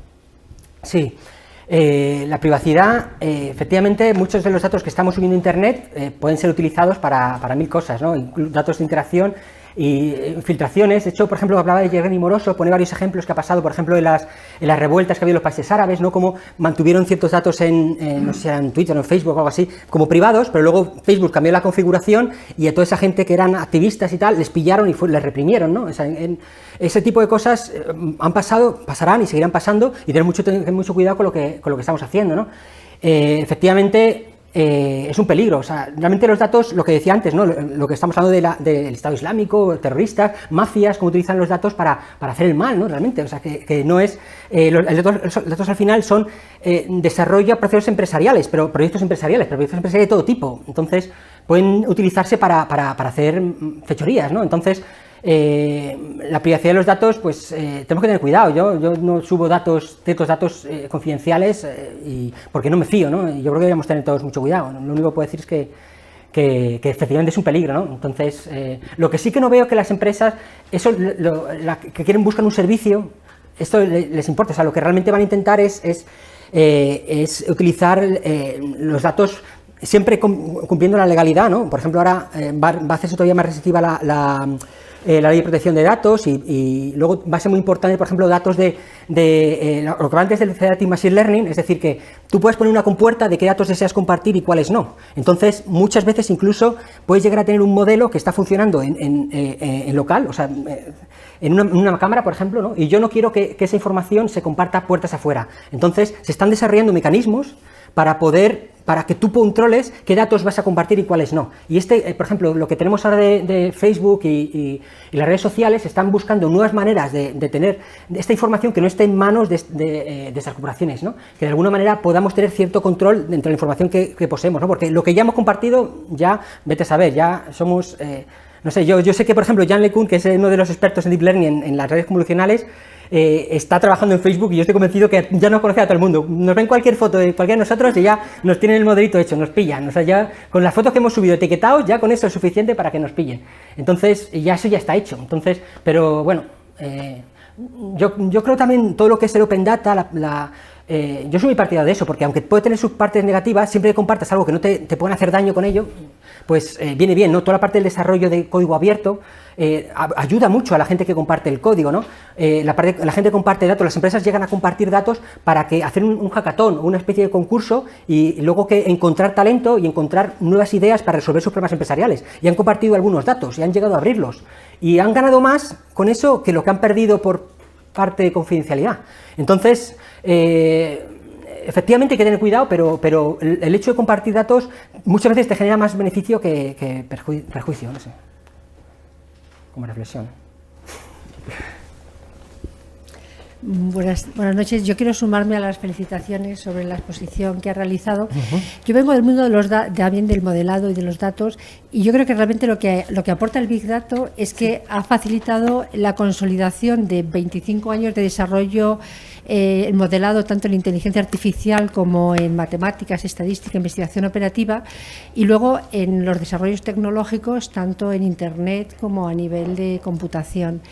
Lo que faltaba antes, que se echaba mucho de menos, eran los datos. Ahora lo que se puede hacer, que yo creo que la gran aportación y lo que representa el Big Data, es la captura de datos de muchísimas fuentes, su procesado y la facilidad para difundir los resultados de la aplicación de esos modelos. Y yo creo que eso es un gran avance para todos los que nos hemos dedicado a todo lo que es modelado, que siempre estaba el problema de los datos. Sí. Yo qué problema le veo, o la única pega que le puedo ver a este tema, viendo todas las grandes ventajas que tiene, es que se está desarrollando una especie de codicia de los datos por parte de las empresas. Ajá. Es decir, entras en una empresa ahora mismo en Internet a preguntar una tontería o descargarte simplemente en una universidad un programa y ya quieren saber tu dirección, tus datos, tu profesión y mucha información que no tienen por qué tener, ¿no? Uh-huh. Entonces, a mí lo que sí que me preocupa realmente es eso, ¿no? Es decir, yo creo que los datos son muy importantes, Sí. pero todo el mundo quiere tener ya los datos de todo el mundo, ¿no? Para hacer sus modelos. Y yo creo que se está desarrollando, pues eso, lo que yo llamo una codicia de los datos por parte de las empresas, que acaban invadiendo la privacidad de los usuarios y de las personas, ¿no? Sí, sí, yo creo que como empresas, efectivamente, ¿no? Estoy completamente de acuerdo en todo. Lo de la codicia, también tienen que tener cuidado, porque al final van a espantar a los clientes. Entonces... Sí, claro, y además es que no se utilizan. Nosotros lo que vemos muchas veces es que tenemos un montón de empresas que dicen, bueno, ya tengo mi Big Data, ¿qué hacemos? Entonces, eso pasa mucho también, ¿no? Que realmente se acumulan los datos y nos llama un perfil nuestro, Data Scientist, ¿no? A decir, venga, saca valor de aquí, pero ¿para qué lo has acumulado? Esto no me vale, tenías que haber cogido esto otro. Entonces, muchos datos son inservibles y están dejando una mala imagen, porque, joder, y es que le importa, ¿no? De hecho, pero también se está trabajando, se dan cuenta, al final se acaban dando a las empresas y que eso no es buena idea porque quedan mal con su cliente y tratan de buscar otra manera, pero efectivamente no gusta. Acerca de esto, los datos que acumulas y que ya no te sirven en una empresa que trabaja con Big Data, Sí. los desechas, se eliminan. ¿Cómo funciona eso? Bueno, ¿Se van? desaparecen. Bueno, cada uno lo gestiona de una manera. Sí que es cierto que cuando ya no sirve, pues se van borrando, ¿no? Entonces, también teniendo en cuenta que también hay ciertas regulaciones, hay que deshacerse de cierta información, entonces van siguiendo un poco la regulación y luego tiene información que no sirve y la van tirando, ¿no? Muchas veces nos quejamos de que información que realmente nos es útil no tenemos histórico, o sea, no tenemos información para atrás, porque al final nuestros modelos matemáticos dependen del histórico, ¿no? Aprenden en el pasado, encuentran patrones y una vez que encuentran esos patrones los aplican al futuro. Entonces, muchas veces nos quejamos de que guardan un montón de información que no vale para nada y precisamente de lo que necesitamos no tenemos profundidad histórica, porque a lo mejor tenían 3 meses, ¿no? Pues relaciones de llamadas uno con otro, ¿no? Ese tipo de información, pues que es una información muy voluminosa, entonces no se puede guardar, hay que ir, a pesar de que existen todos esos sistemas distribuidos, pues Hadoop y todo esto, que puedes acumular mucha información, pero bueno, al final hay muchos datos no utilizados, muchos datos que lo borran y cuando hacía falta, no lo borran y no vale para nada. Y es verdad que existen, yo me imaginaba algo así como una especie de Matrix, ¿no? En plan, datos como pasando y tú los vas como seleccionando y pasan, y han pasado. Y pensaba que era el mayor volumen de datos, en realidad, más que los datos de privacidad, eso lo acumulas, tienes y bueno, y ya no más, hasta ahí, tienes mi email, mi edad, mi dirección, mi color de pelo, mi talla y bueno, poco más, ¿no? Pero luego todo mis movimientos, lo que yo voy generando, hacia donde miro, hacia donde lo que busco, lo que compro, lo que como, lo que sea, no lo sé. Todo eso lo entendía como algo como que pasaba y tú lo tenías que ir seleccionando y para eso estaba toda la parte, eso es mi entendimiento, Sí. Entiéndeme que a lo mejor estoy confundida, por supuesto, pero claro, que lo veía como algo así, para mí me resultaba muy veloz y para eso, y que era muy importante la parte de tener la extracción muy definida. Bueno, sí que hay un poco de perdonar que hable así porque es que soy muy nueva en esto. No sé, es que cuando estás diciendo me estoy imaginando pues los CSI y estas cosas que hay, que enseguida ven los datos sí, y como se encuentra Matrix, ¿no? Y bajando Matrix. Yo lo he visto en la tele, Yo eso no sé si eso existe, pero no, yo veo un trabajo mucho más artesanal, ¿sabes? No está tan automatizado, hay mucho trabajo de estar explorando el histórico y viendo relaciones y no sé, muchas veces se habla, ¿no? Dice la inteligencia artificial, ahora está todo el machine learning y tal, pero realmente hay muchas cosas que están sin hacer y hay mucha ciencia ficción y luego la realidad está bastante lejos, ¿no? Y yo me paso gran parte del tiempo corrigiendo errores en los datos, que si no cargan, que si la clave no existe, que si no cruzan los datos, o sea, al final la calidad no es óptima, entonces, bueno, luego al final puede que llegue ya a hacer una demostración que ya es mucho más efectista, ¿no? Pero realmente no, hay mucho trabajo mucho más artesanal, más de, ¿cómo diría yo? De backstage, digamos, ¿no? Que realmente es de cara a la galería, ¿no? Eso no hay tanto. ¿Crees que hay mucho por hacer todavía? Mucho, sí. ¿Has visto un vídeo muy gracioso de inteligencia artificial ahora? En un Twitter, que ponía una especie de GIF animado, y dice, ese es el estado de la inteligencia artificial, y sale una especie de robot que va andando, se tropieza, se le caen los vasos, y todos ahí, tiene un montón de likes. Realmente...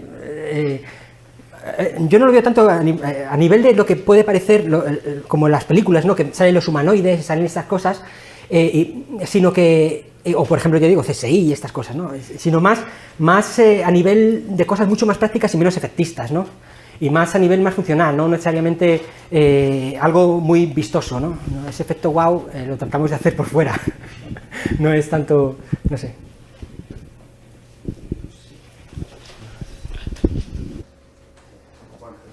Muchas gracias, como siempre, con tus explicaciones.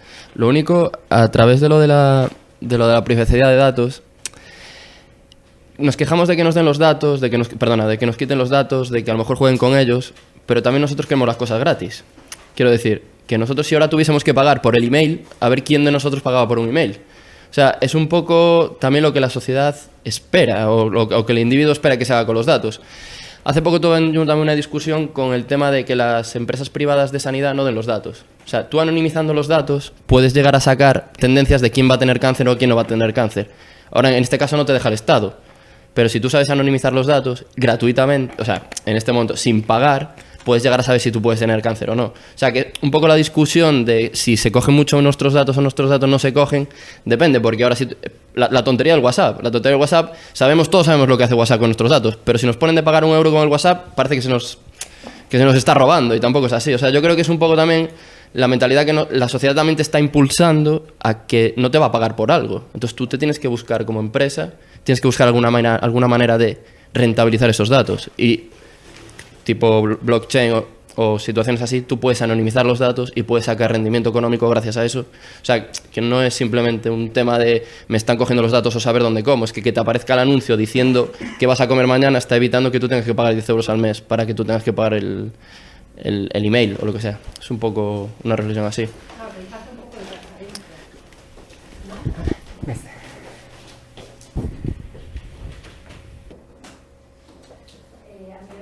Bien que cojan tus datos, pero yo creo que tiene que haber más transparencia en qué se va a hacer con esos datos.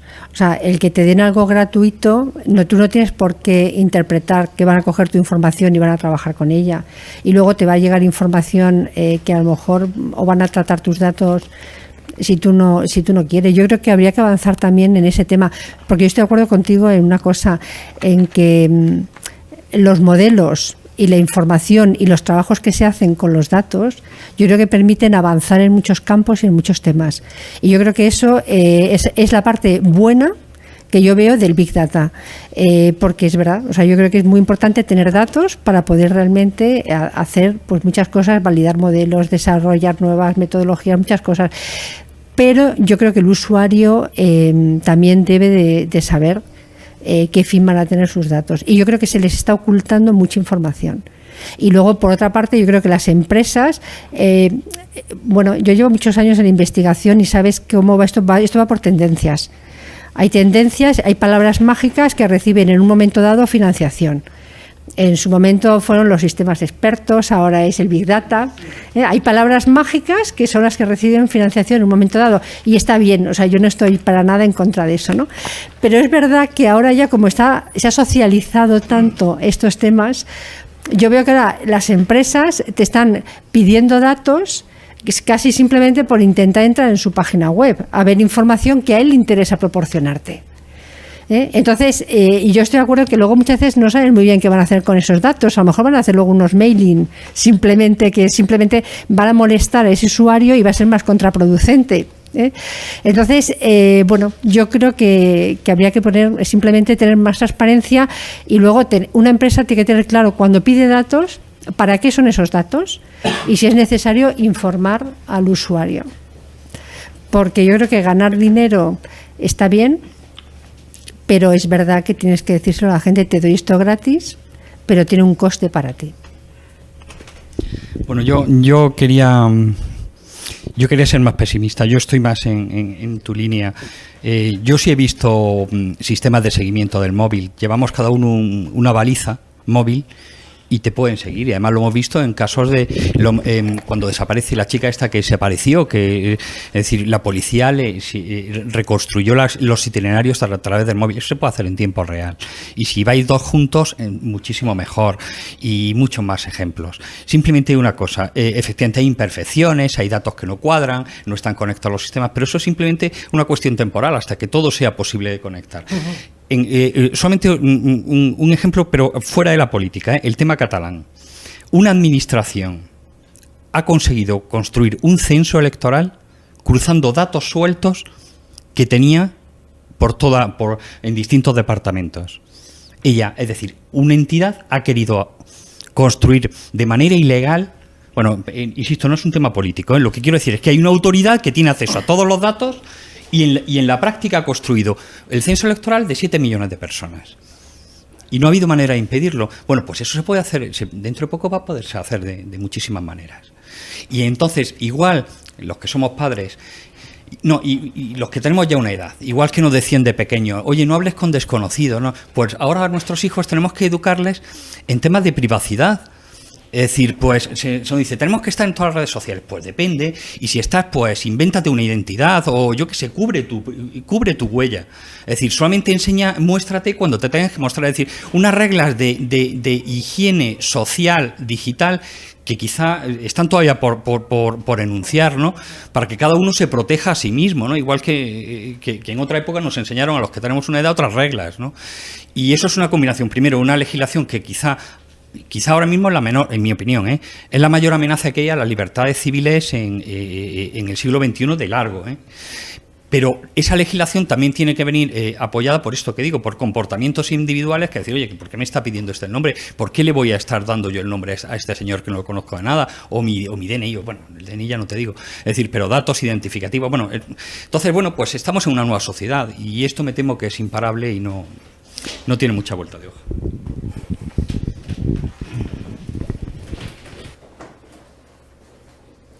Que realmente te quería preguntar algo, pero no, y muy al hilo de lo que acabas de decir, ¿cuánto crees que puede haber de esto? O sea, tú que estudiaste, o sea, desde un punto de vista económico ahora, ¿vale? Desde un punto económico, que estudiaste de dónde vino y a dónde va, ¿cuánto tiempo puede haber para ejecución de? O sea, ¿tú crees que a corto plazo podemos ver un avance económico en todo esto?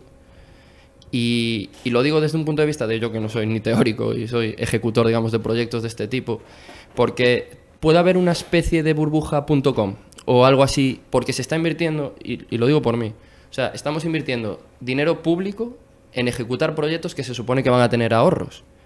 Y estos ahorros todavía no se ven, porque es demasiado nuevo.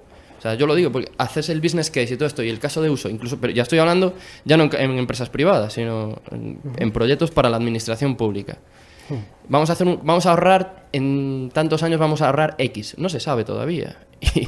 Y yo que los implanto, todavía estás luchando con esa transformación, como pasó con otros en otras épocas, hay una disrupción.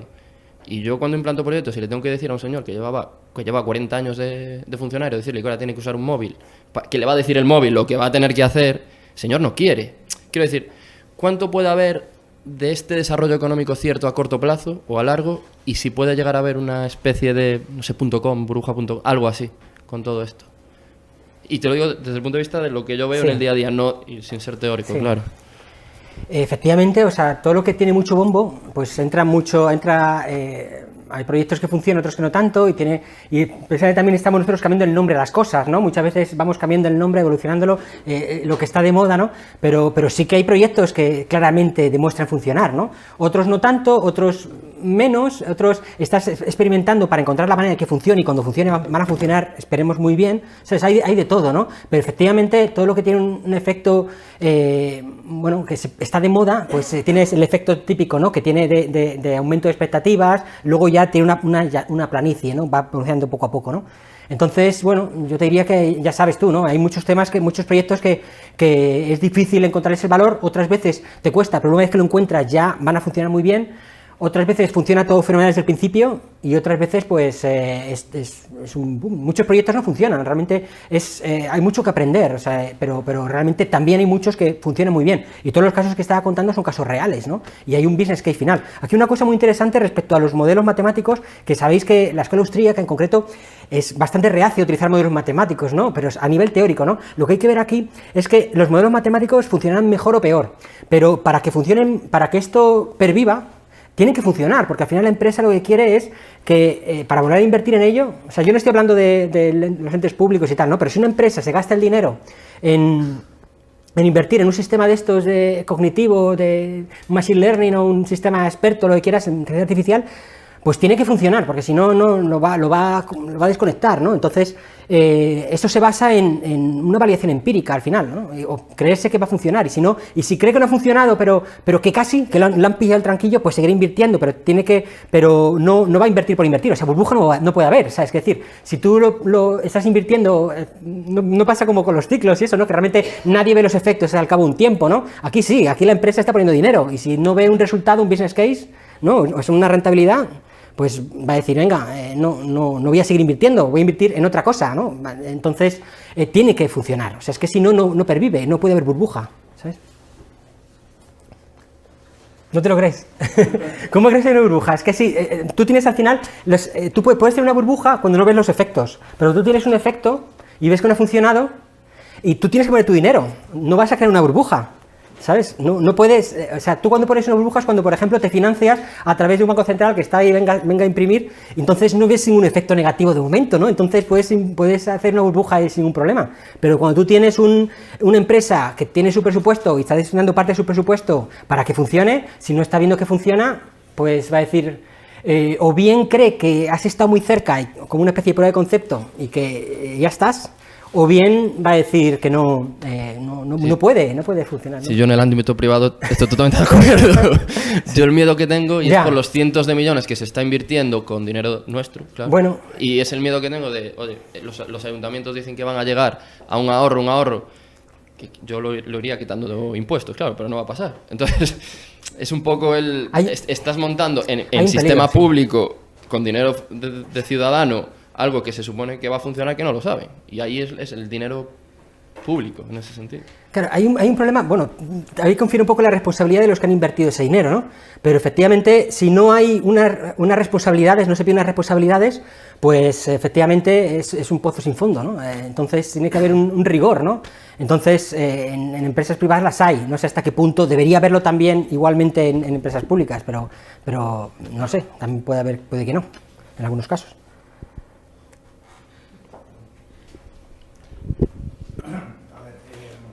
Cuando pase el tiempo y haya 400.000 sistemas de estos ya enseñados y requete enseñados y venga el próximo cisne negro, les va a pillar a todos con el pie cambiado.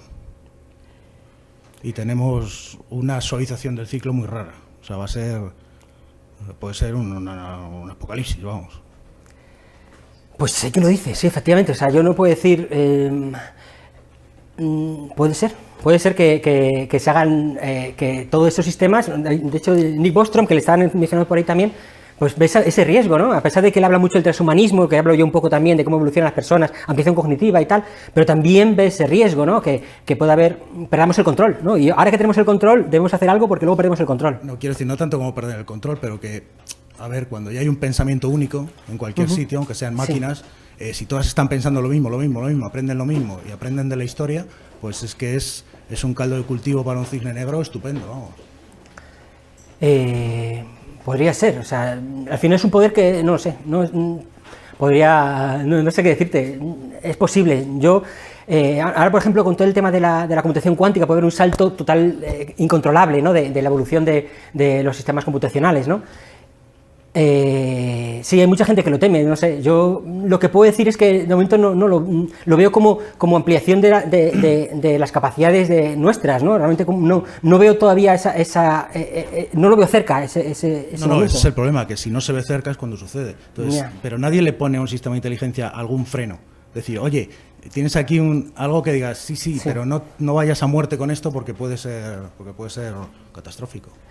Efectivamente, yo creo que hay peligros, pero también una cosa que veo, yo en los libros que estoy viendo, la gente que digamos, pone la alarma, encuentra una serie de peligros, son también la gente que tiene unas ganas tremendas de poner una serie de regulaciones, ¿no? Entonces, están como buscando el motivo para controlar la situación, ¿no? Entonces, el ser, o sea, podemos ser optimistas, podemos ser pesimistas, podemos tratar de ser realistas en lo posible, pero también hay que tener en cuenta que hay que estar precavidos de la gente que es pesimista, porque en muchos casos lo siguiente que te va a decir es, ergo, hagamos esto, impongamos estos criterios para que esto no se nos vaya a las manos o para que no haya una disrupción, que de repente todo se nos vuelva a nuestra contra, que de repente todo sea completamente una disrupción, un cisne negro, algo que es completamente distinto a lo que conocemos. Entonces ya se están pensando en cómo intervenir de forma, o sea, convencernos a todos de que no queda más remedio que intervenir. Entonces, no lo sé, o sea, yo creo que hay que ser pesimistas, hay que ser optimistas, pero hay que tener cuidado con las visiones pesimistas en cuanto a lo que conllevan, ¿no? Que, por ejemplo, yo estaba hablando de Rifkin, por ejemplo, ¿no? O del colectivo Hipólita, cuando habla del el acuario de Facebook y bueno, una serie de libros que toda la gente que ve peligros es muy interesante, efectivamente esos peligros pueden ocurrir y hay que estar pendiente de ellos. Pero también tengamos cuidado con esa gente que saca el peligro porque al momento te va a venir con la regulación detrás. Entonces, la regulación puede que ayude o puede que no. Entonces, yo prefiero ir poco a poco, o sea, no me atrevo a decir qué va a pasar, la verdad. O sea, a lo mejor es un error, pero no me atrevo es que no sé, no tengo ni idea, ¿no? De qué pueda pasar.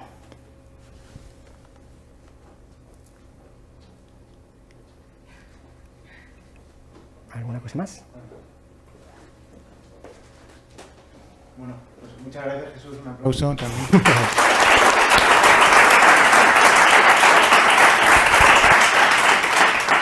Muchas gracias, ya digo, por esta tan interesante conferencia y te esperamos en un momento del futuro próximo. Y nada, los demás quedamos emplazados para el siguiente sábado, en el que nos visitará Luis Alfonso López para hablarnos de regulación bancaria, de todo lo relacionado con Basilea y bueno, también esperemos que sea tan interesante como la conferencia de hoy. Pues muchas gracias a todos y hasta la próxima. Gracias. Gracias a vosotros. Bueno.